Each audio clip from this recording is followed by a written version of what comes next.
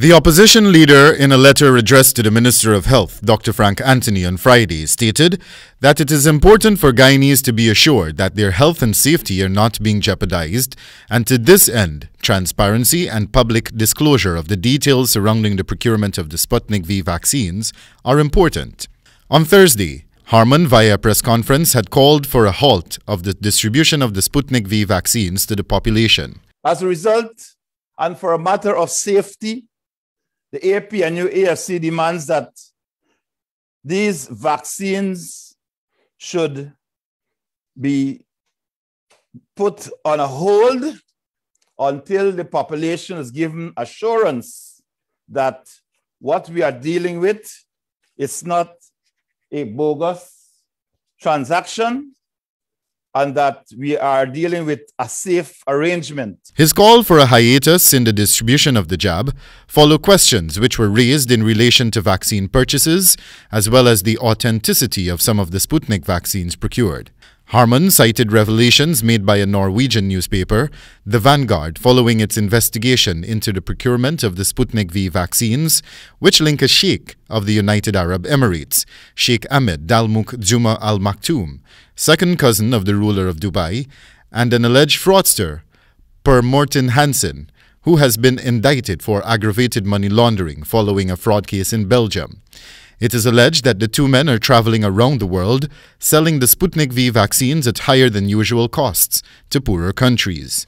Sheik Ahmed Dalmouk Juma Al Maktoum was on a 3-day visit to Ghana in November 2020, where he met with high-level government officials. Harmon, in his letter to the minister, called for him to provide a number of things to assure and assuage the concerns of Guyanese. We demand that the Ministry of Health provide us with the batch numbers purchased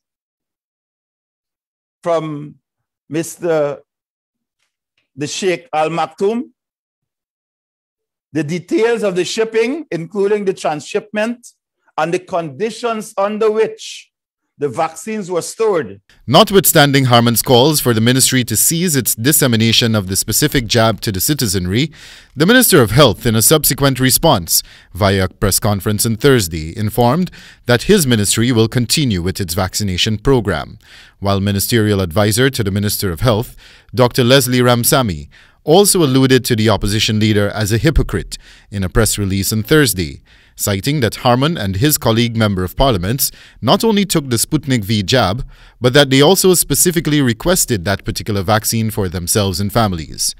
Meanwhile, Dr. Leslie Ramsamy has found himself embroiled in another tit-for-tat over the COVID-19 vaccination program, this time with the Prime Minister of Trinidad and Tobago, Dr. Keith Rowley, following remarks made on Wednesday by the Prime Minister in a video addressed to his nation, suggesting that Guyana is leading in its vaccination campaign only because it is using vaccines not approved by the WHO. The Guyana government took a decision that Trinidad and Tobago did not take, and that is, early in the proceedings, to use vaccines that were not approved by the World Health Organization.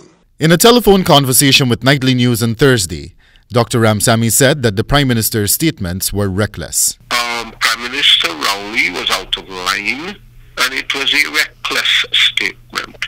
The Prime Minister and Chairman of CARICOM, Dr. Rowley, has since replied to those statements on Friday, deeming them to be misleading and slanderous, for which he bashed the Guyanese media, stating that it is peddling, and I quote, falsehoods. In the statement, Rowley said he, and I quote, condemned the published falsehoods against Prime Minister Rowley by Dr. Ramsamy and the Georgetown Chamber of Commerce and Industry, and calls upon the authorities in Ghana to disassociate themselves from such unwarranted, scurrilous and disrespectful attacks on the sitting chairman of CARICOM, which incidentally is headquartered in Georgetown, Guyana. End quote.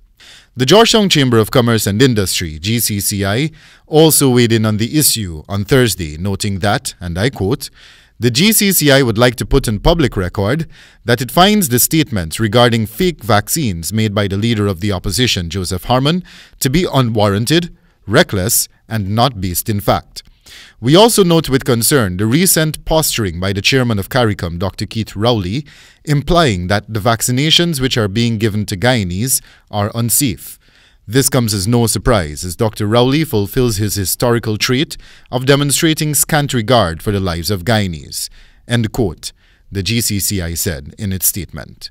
Wendell Badri for the HGP Nightly News.